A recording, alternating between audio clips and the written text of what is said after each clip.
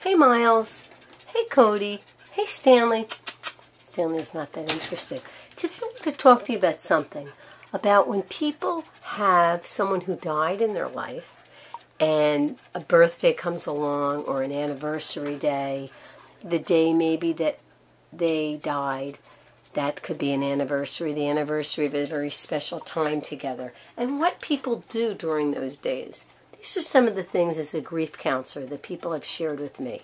Some people make a cake. I have a cousin who, whenever it was the birthday of someone, even if they had died, Jason would always say, let's make a cake for them and sing, blow out the candles. And that was really nice because we'd share memories about the person who we missed.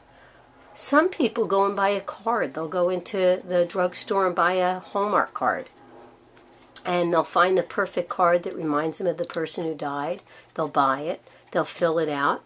One woman I know said, I even actually mailed it to my dad's old address, knowing it would probably come back, but it made me feel good. Some people just save those cards in a box. Some people leave them at the cemetery or other resting place that reminds them of their person. Some people do something really special on that day.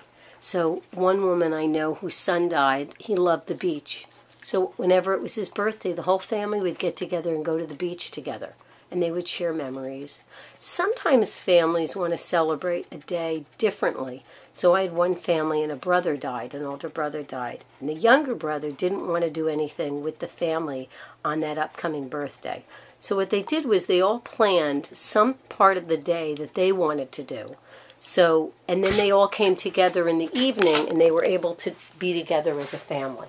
So what this family did was the young brother, wanted to, for the older brother's birthday, kind of spend some time alone thinking about his brother. And he did that. While the family wanted to go to the son's favorite place to eat. So they did that. So sometimes we don't need to be together to celebrate or to remember.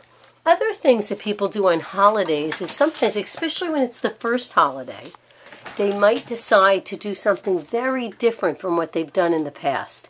So whereas maybe a tradition that you did all the time may feel too painful now that the person's not here, so you start a new tradition. So it's very common also for families to say, we're going to do something completely out of the ordinary this Thanksgiving. We're going to go out to dinner. We've never done that. Or maybe a family that's always gone out to dinner says, we're going to go to somebody's house. The anniversary of a death can be very hard. My mom's been gone almost 19 years. And in the first few years, the anniversary date of her death was the hardest day for me, November 4th. Actually, thinking about the date coming up was harder than actually the date sometimes. But as time's gone on, now I celebrate my mom's birthday more and other special days that mean happier memories for me about my mom. But it's important on those days to prepare yourself and know that certain times are going to be harder than other times. And think ahead. Who do you want to spend time with that makes you feel good during those times, during the days before or even that day? What are some activities that you do or places that you can go to that make you feel kind of nurtured and safe? And most of all, let your friends and family know what you need. Don't be afraid to say to someone, this is a really hard month for me or week for me.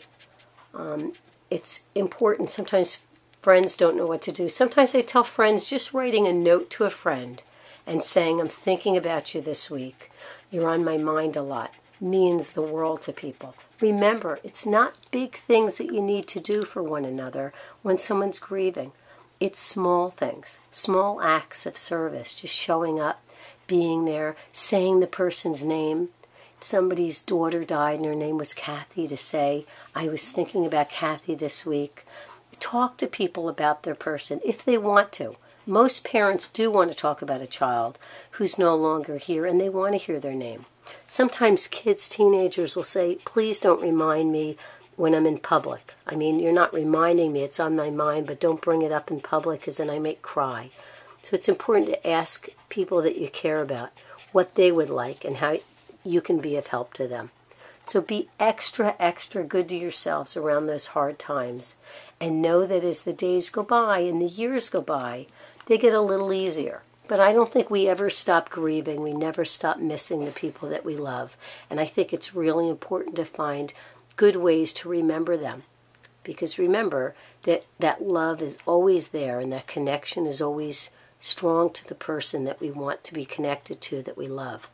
So find ways to remember. Thanks.